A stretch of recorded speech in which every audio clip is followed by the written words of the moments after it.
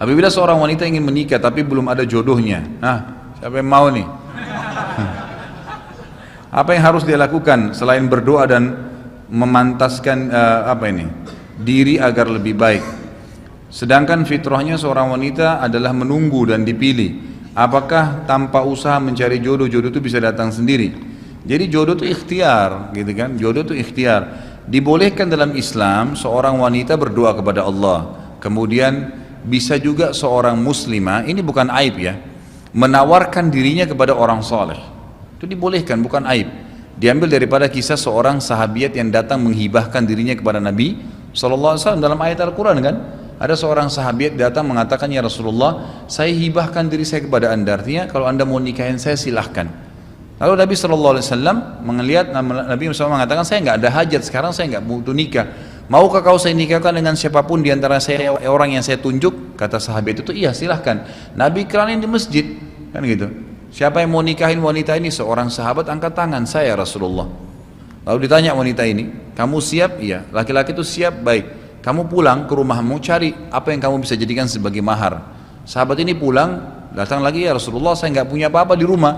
Maksudnya di rumah saya dalam beberapa riwayatnya dikatakan cuma panci yang saya pakai masak, baju yang saya pakai sehari-hari, nggak ada mahar, sesuatu kelebihan harta gitu ya, nggak ada, gitu kan.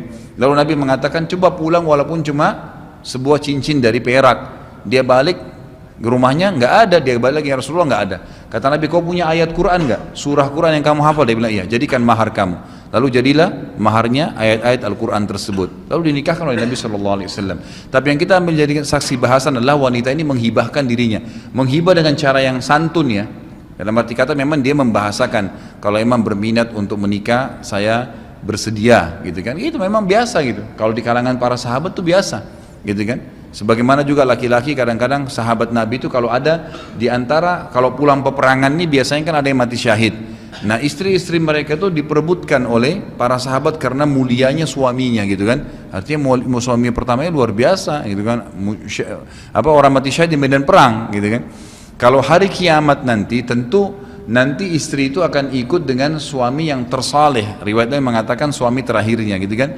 Tetapi suaminya yang meninggal tadi, walaupun istrinya sudah menikah dengan laki-laki lain di dunia, gitu kan, tetap bisa memberikan syafaat kan, karena 70 orang keluarga yang dikasih syafaat, mungkin dia bisa tunjuk istrinya, Allah alam, kita nggak tahu, maka bisa saja orang ini ikut juga.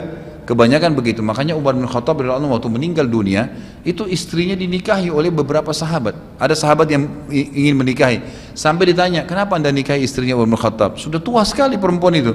Umar bin Khattab meninggal umur 63 tahun, kalau salah istrinya itu 60 tahun.